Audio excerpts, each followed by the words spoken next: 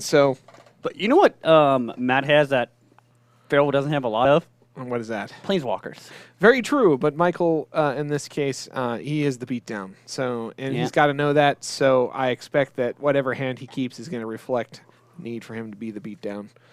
And he is, in fact, shipping Oh, whatever he and we picked got up. a good hand here for Matt Koerbel. We got, sorry about that. Oh, you're fine. Yeah. We got Nicobolas, God, Jace, Cryptic Command, K Command, and 3 lands. That seems like a good start. Yeah. You're close. I mean, you're not doing anything until turn 3. yeah, but once you're there, you're going to start doing some pretty heavy Yeah. stuff. What do you open with like amongst those items? Like, Uh, do you hold up Cryptic Mana? I mean, you just play 3 lands first and go from there. yeah.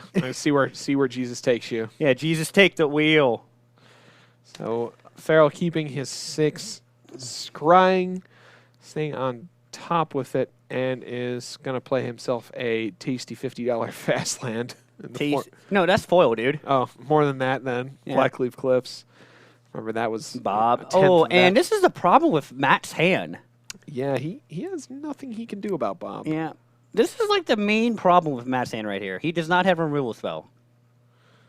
It looks like Farrell immediately put Bob into the, like, assuming a fatal push was about to happen. Or like a bolt. Or bold or something, and Matt corrected him as to say, no, Nah. I'm good. I'm good. I'm good. You can keep that one. It doesn't matter. You're still Bob's going going to to stick around. Maybe. Maybe. So he gets that Blood Crypt Yeah, because tap. he has 3 blue lands already in hand. And he wants to make sure he can cast his Nicobolas Dragon God. Of course.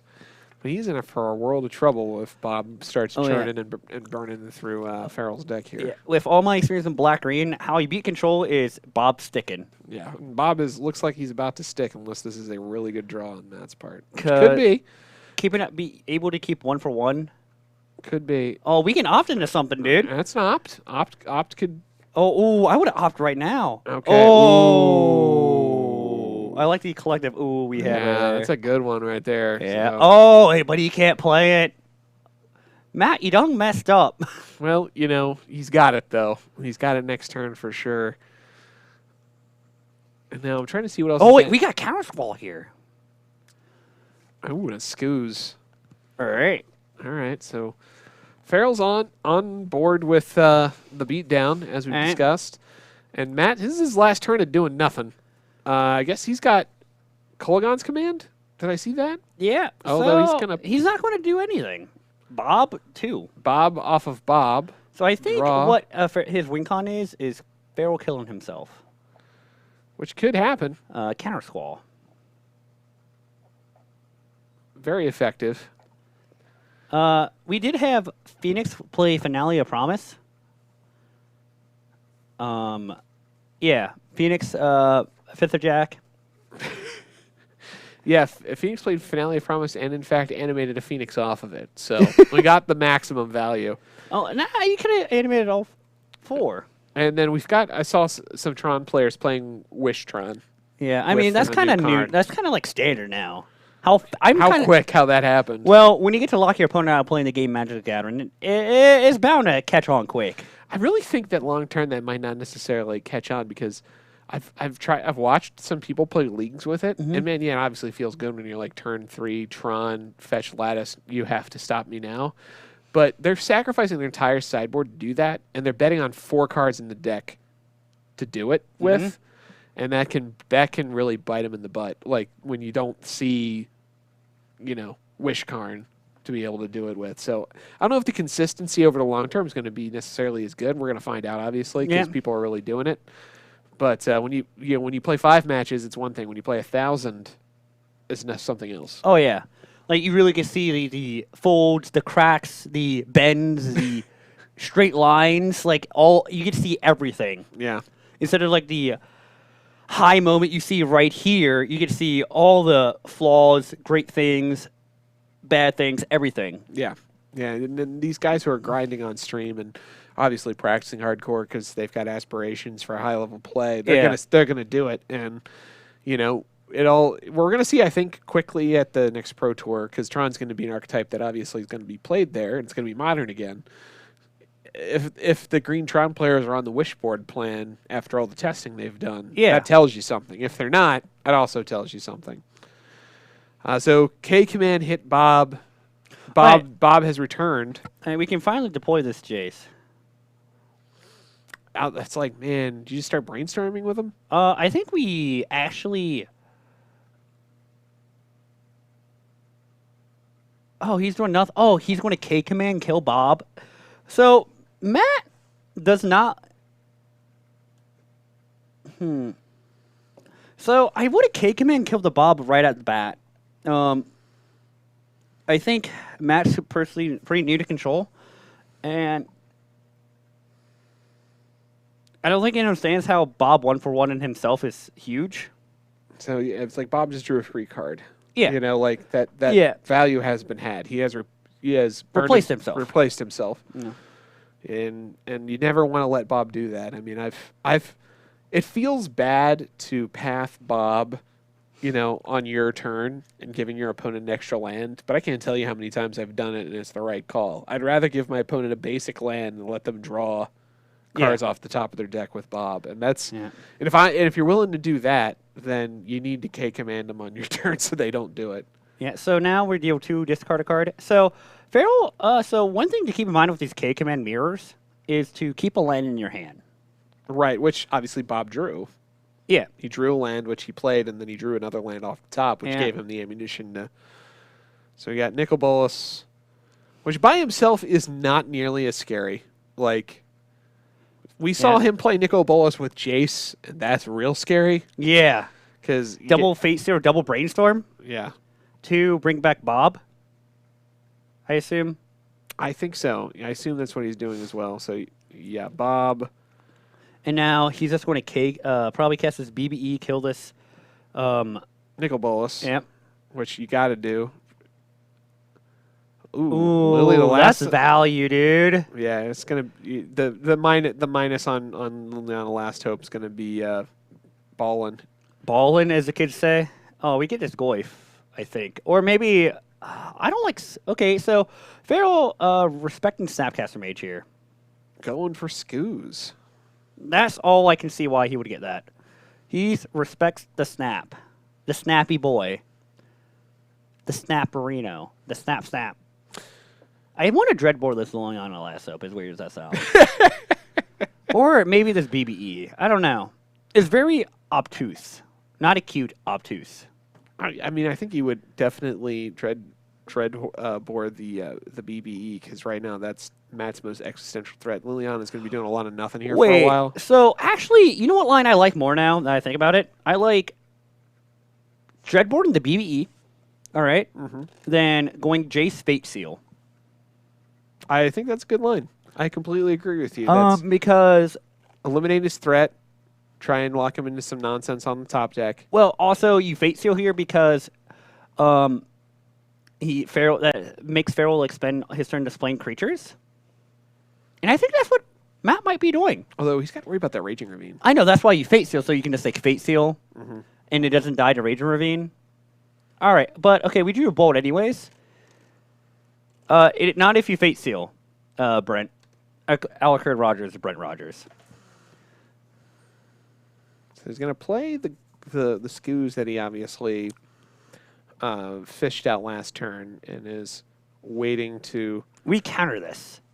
We counter... Is he going to do my favorite mode of counter... Okay, we're just counter draw. Just counter draw. Yeah. No tick up on Lily? I think he just forgot, actually. Yeah, I think he forgot too. That's a rare Farrell mistake right there. Yeah, he doesn't make mistakes often, and when it does, I like to see them. Yeah, I mean, it's important for us to be able to hold it over his head later. Yeah, so now I would actually brainstorm with Jace. Or we can still Fate Seal. Well, we're going to find out which one he's going to do. Oh, okay. Bouncing the Scoos. Yeah. So he's just going to play creatures? Oh, BBE. Oh, okay. I mean, like, when you can play have cards it like all. Bloodbraid Elf. Inquisition you. Ooh. Aha! All right. Well, now he knows he's got just a Jace and a land behind. He's going to kill Jace. Jace is going to come back. We're going to remember this time check up Lily on the last hope. So this fielder makes it so Farrell can't use Bolt now. I like that. So you know what card you really don't want to give back to Farrell? He can still. He's got a blood. He's got a red-black fast land. He can cast Bolt. Not right now. Not right now, but yeah, that's what I mean. He also has Blood Crypt. Yeah, I mean he can't cast it on Matt's turn now, but I don't know how limiting that really is at the moment because Matt only has a land and Jace. I mean, Jace can do a lot. Jace can do a lot. You know what's even more important? He has a fetch land. So the reason that seems weird, important, because fetch land says if he brainstorms, he gets to shuffle away the bad cards. Yes, so he'll obviously cast and brainstorm. Take the garbage, put it on top, play the fetch land, and fetch if he has to. Yeah. I assume he has another basic island because us blue mages like to play 3 basic islands in dreams of playing Cryptic Command under Blood Moon. That's a dream, all right. So here's the brainstorm. We got a Bolt, Field of Ruin, land. Just got to think of what third card he wants to put away. I don't know what his last card is. So it seems like he's putting away Pluto Delta, Creeping Torpid. I kind of want to keep Creeping Torpid here. Yeah, Matt's got a, I don't know. He's in a weird spot right now. Like, it's not that he's done, but he's on the edge. Yeah, he's on the the edge. edge. It seems like this is going to really be a game-deciding decision on his part because you want to keep the Bolt. You need the Bolt. Yeah. So what do we ship here? So we want the. So we need to take care of the possibility of further man lands. I imagine that's what that's protecting. Oh against. yeah. But like Farrell with his Bolt just like kills his Jace. This is gonna play Snapcaster Mage. Oh, he's going to target Counter Squall, I think. No, it's already been eaten. He's going to target Fatal Push. Okay, he's going to block. Okay, please do not cast that Fatal Push right now.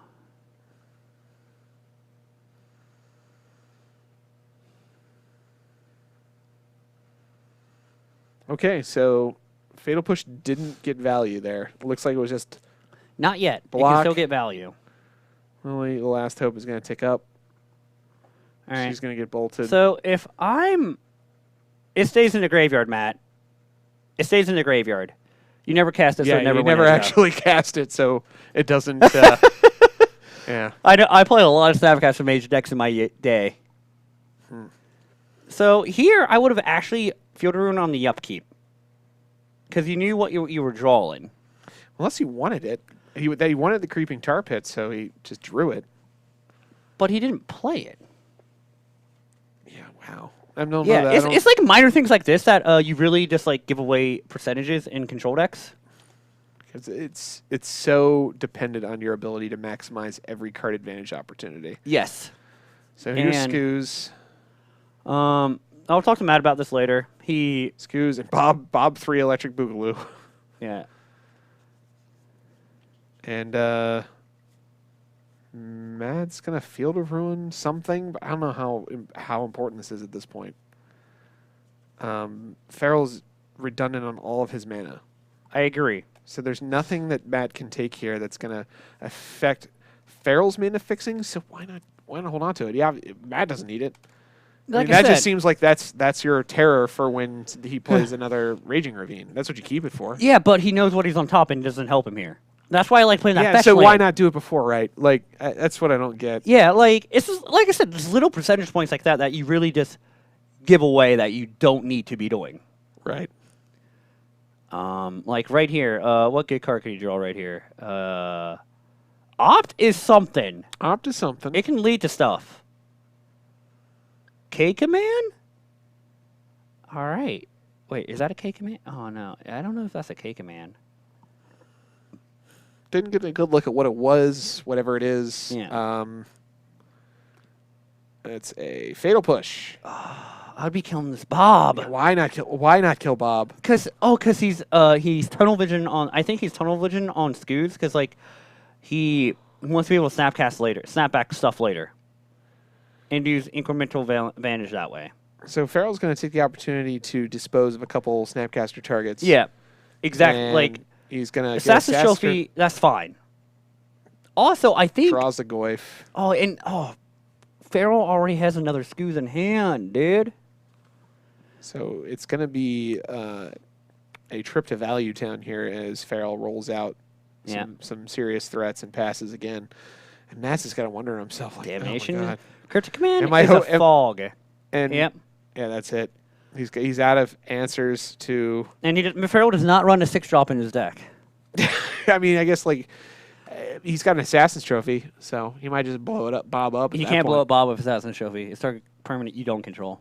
Is it? Yeah. Oh my God. Good thing I'm here. I don't play Jund, so I don't know these things. I played a lot of Assassin's Trophy in Standard. Well, not a lot, a fair amount. I play Boros Feather, so yeah. I know all about those cards at this point, but that's about all I know about Standard. And obviously the matchups. I mean, yeah. I definitely know how to my lines against Esper when it comes to that. Oh yeah, are they good lines or bad lines? Oh, they're good. It's just patience. You know, like you. All right. Feather loses when you try and windmill slam a 10th District Legionnaire turn 2 into a deck that's going to have all kinds of answers for it. You know, you want to have redundant threats in your hand. You have to cast the right ones first. Like playing a Danto Vanguard first is great. Oh yeah, because like that card's so annoying to deal with. Absolutely, and they might. It's quite possible that they might burn Obnix's Cruelty or something like that on it, which is great. Wait, is that card actually played in Standard? Yeah, I've seen it. Like some people play that. Some people play Mortify. Mortify. Some people play Angrat's Rampage. I mean, it depends if it's Grixis or Esper, obviously. But I may build Grixis Control in Standard. I have my 4 Nicol Bolas Ravengers. Oh, there you go. Yeah, that's most of the deck. But now the key is to set yourself up so that you can play a threat and protect it. Just like Infect. Right, and then untap and really start going off. Yeah, I really feel like I would like to play Patterns of Feathers. Just like I wouldn't like how one-dimensional it is. Is it one-dimensional? It's very dependent on how you're like to play Magic the Gathering. I don't think it's one-dimensional so much as I have to trick my opponent into taking lines that benefit me, and it's actually pretty easy to do, and that's why I like it. All right, that's fair. So also, this card's mine. Okay, there you go. You take that. It's been here for a few weeks. I know. No. My David Weisenberg gave this to me for my EDH deck. But I can't complain. I went 5-2 with it this weekend. Yeah. So hey man, good.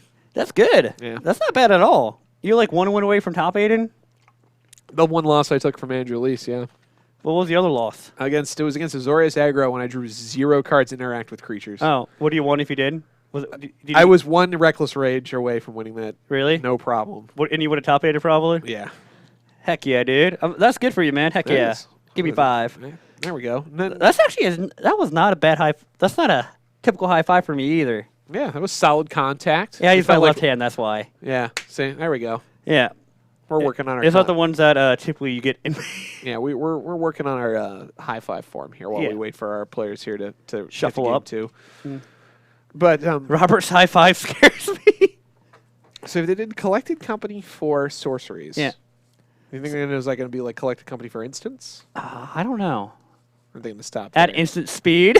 Yeah, Coco. And them not have Reckless Rage. Well, trust me, it can happen. What does Reckless Rage do? 1 red instant, deal 4 damage to target creature you don't control, and 2 damage to target creature you do control. And so with Feather out, obviously that's recursive Flame Slash every turn. And so any aggro strategy dies to you being able to untap with a Feather and a Reckless Rage in your hand. Oh yeah, you just lose. Yeah, and I like. So you know what card control decks really love against Jund? Spell Snare. So I guess we're imagining we're going to see some number of those here. I don't think Matt has any. I have not converted him. Wait, no, I see one. I love you, Matt. Dab. You've converted him to the religion of proper Grixis play patterns. I like it. No, just good cards as Spell Snare. Farrell's keeping his mulligan to 6, and Matt is leading with an Island Pass. I would have led with Bloodstained Mire. I meant the Pluto Delta. Oh, he has Opt. Okay. Yeah, he wanted to do an EOT Opt. I still like fetching here. I don't know. I'm greedy. Well, if you're going to play a 3 Anger of the Gods. Ooh. I don't like that from Matt. Really? Because that seems like such a beating against Jund. Like, I mean, so much of what they have. I mean, Goyf obviously is probably not going to die to it. They don't play enough creatures for it to necessitate it. I mean, you're talking about getting rid of Skoos and Bloodbraid Elf. Yeah, and Bob. yeah. If it even hits Skoos. Yeah. It 1-for-1s more than 2-for-1s for sure. Yeah. but Also, like Jund plays Anger. it does, but I don't think obviously it plays it right now. It could against humans. I don't think he brought it in against this matchup. No. So with Anger being in Matt's hand, I don't think he has he brought in Young Peasy, which is like a house against Jund. It'll be interesting to see what. I mean, we saw what his options were against Prison, but Yeah. he's also got 0 red right now. He had a He got Watergrave for Fatal Push. yeah. Dude, Escanta makes everything better. Let's be real. Yeah, and being able to take a pass on bad draws seems like a good way to go. Yeah. Bob, good choice. Matt's got to answer Bob. So I'm bidding that if it's not a removal spell or a land. It's Jace, so it's going in the garbage. And he Oh pulls no! no worse card. Oh no! I see Damnation. I as see well. Liliana something. And I see Matt passing. Yeah, Twilight Mire. So we're gonna get a look here. Yeah, Twilight Mire is insane, by the way, boys. No, I see Matt Koerbel's hand, Liliana something. I think we take Liliana Lasso. Yeah, because he's so far off from casting everything else in his hand, right? Like, Oh, look, I'm a Mind Reader. yeah. I mean that's a really greedy hand. Yeah. I mean, he has Search for Escanta, so it's golden, right? I mean, you would think that eventually he's going to obviously draw some land, but Removal spell or land, I'm binning. If it's not removal spell or land, I'm binning. yep, opt not either of those things. He got a land. He got Yeah. a Field of Ruin. I would not you just gotta- pull the trigger on this Field of Ruin. He got a bad land, basically. You got a land where he has to hold up his turn to do mana fixing. I mean, it's an option, but Harrison, I sold my Bobs. did you have OG bombs? Yeah, I did. Foil? No. Just OG bombs. Yeah, I sold them. Why'd you do that? I never played with them. I mean, you never know. You never know when you might be like, I want to stop playing teamer piles and I want to play like good decks that draw cards. And no, folks, if only you could see at home how hurt he looked when I said that to him. I'm just in disbelief you say I would play a...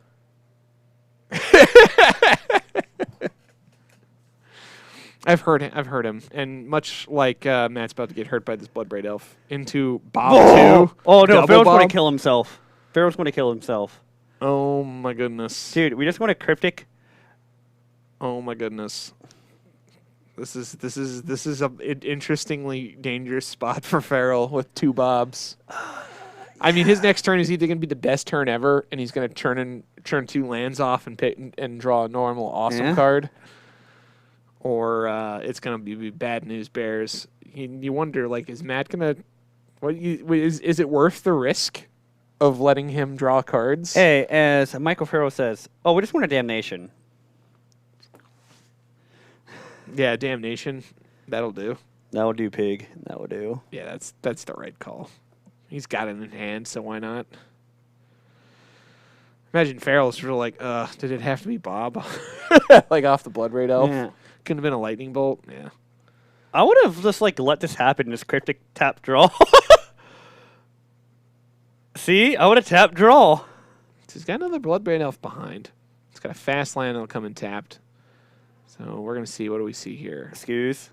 Skoos, that's good. That's a great hit off of that. Play the fast land pass.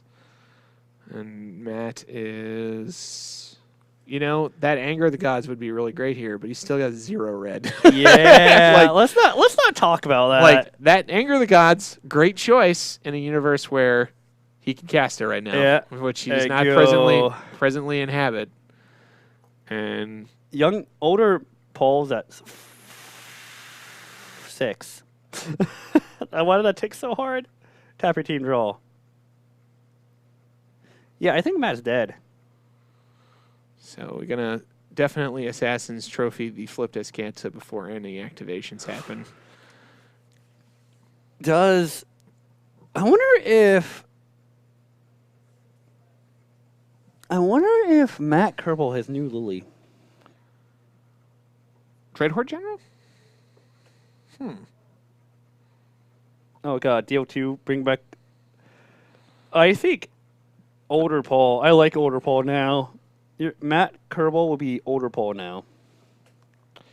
So Farrell is K commanded and has returned a Bloodbraid Elf to hand, which is going to be like all kinds of lethal for Matt, unless he's got answers here. Yeah. And I'm not quite sure he does. He's got. I think a lot of it was just minor things game one. That could have been like percentage points improved for Matt.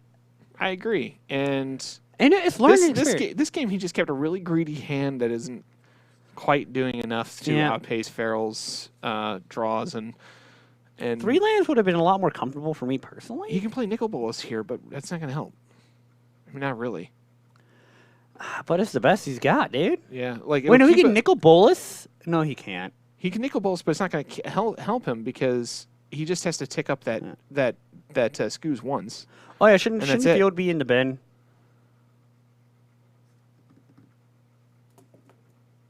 So, yeah, I mean, he can cast Nicol Bolas, and we know he's got Bloodbraid Elf behind. He just has to tick up the Skoos once. It's just, this feels like it's over. So, let's see what happens. Could be wrong.